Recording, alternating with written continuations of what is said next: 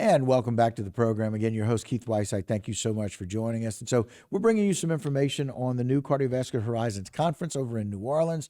And we're always glad to catch up with some of our own local doctors as we spend a little time talking with Dr. Nair, who is an interventional cardiologist over at Cardiovascular Institute of the South, and get some of his perspective about the conference.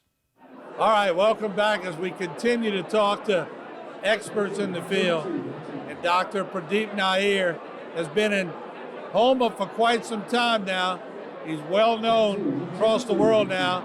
Dr. Nair, thank you for joining us. Thanks, Martin. Nice to be with you. We have come so far from heart surgery to now the veins.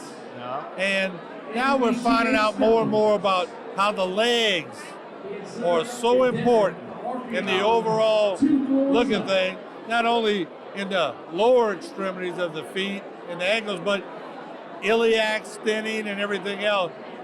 Leaps and bounds it has progressed over the years. Yeah. I'll tell you, Martin, when I first came to Homa, I came from Pittsburgh, Pennsylvania, my hometown, and I came to learn about peripheral artery disease and how to treat it. And really, one of the first things I learned when I worked with Dr. Walker is that it's not just about PAD. You got to learn about the entire circulatory system. It goes from the arteries to the veins. And when we see these patients, our patients in the Bayou region coming into the clinic, we see a lot of arterial ulcers. They're like near the toes or in the forefoot. And then we start to see a lot of wounds coming in the ankle, in the shin. And these aren't arterial disease issues. These are venous issues. And we have a lot of it going on in the Homa Bayou region, Thibodaux area. And I'll tell you, we've come leaps and bounds over the last 7+ years in how we can treat it. We have a lot of new tools available for us to treat venous disease. It is a debilitating disorder. Patients suffer from it. I had one of my patients who was 18 years old when he first started to get swelling in his legs. And he was working offshore in an offshore oil platform and started to get discoloration in his legs. Didn't know what it was. And then about a decade later, started to develop ulcers in his legs. He's still now not even 30 yet, and he had to go on disability. He couldn't work anymore. He was in severe pain. He had blood clots in his legs, and was getting wound care. Finally, someone in our area said, you got to go to CIS and you got to get checked out. And we looked at him, and we immediately found out that his iliac vein was occluded. And we found out that he had superficial venous reflux. And we found out all these things, and we were able to heal his wound. And these are stories that we're seeing now in our area. And it's really gratifying as a physician when we do get to see that.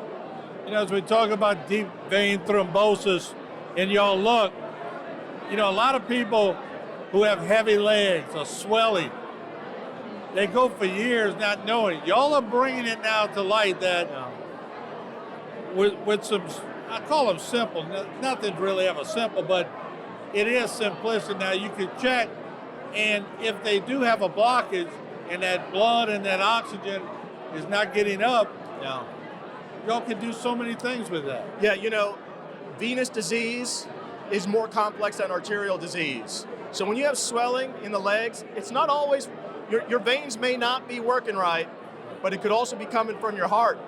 You could have valvular heart disease, things that Dr. Fail and Dr. Prejean are dealing with. You could have electrical conduction disease, things that Dr. Abbin and Dr. Singh are dealing with. You could have coronary artery disease, things that we all deal with. And we have to tease out what's causing the swelling first. And once we tease that out, then we can understand the process. And a lot of times it is the veins itself that's causing the problems. And I tell patients, if you have a little swelling in the legs, the first thing you need to do is to wear compression socks. Wear them to work. If you're a teacher, I have so many teachers in my practice now that they stand all day teaching the kids. They have swelling at the end of the day. Wear compression socks. That helps keep the veins healthier, and it helps slow the progression of the disease process. And then, at some point in time, if you get a lot of discomfort, a lot of pain in your legs, there's things we can do with venous ablation, treating those varicose veins to help with the circulation in the veins. And I will tell you that a lot of what we do and a lot of what I do is dealing with ulcers. We don't want it to get to that point. Try to nip it in the bud early, and then these patients can actually do quite well for a long, long time. Yeah, and final question. In the early days of interviewing, before you came around and Dr. Walker had that jet black hair, we had a lot of people losing limbs. Yeah.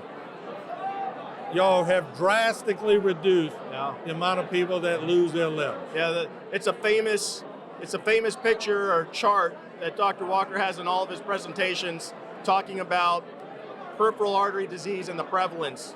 In the Homa region, you can see a dark dot of amputations before CIS was in existence, one of the highest in the country.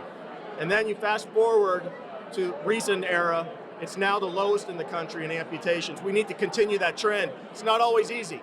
We need patients to come follow up with us. We need to work cooperatively with our physicians in the community, wound care teams in our community. It's not, I always tell people that limb salvage is not a one-person show. It's a team sport. We all have to work together to accomplish the ultimate goal.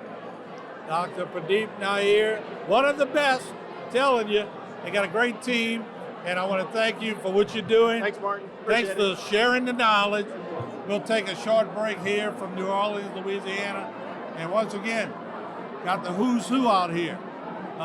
They know what they're doing, and they're spreading that knowledge to people all over the world, so we thank them for that. We'll be right back. And we are so glad to have brought you lots of information from the new Cardiovascular Horizons Conference. And that will do it for this particular segment of Bayou Time.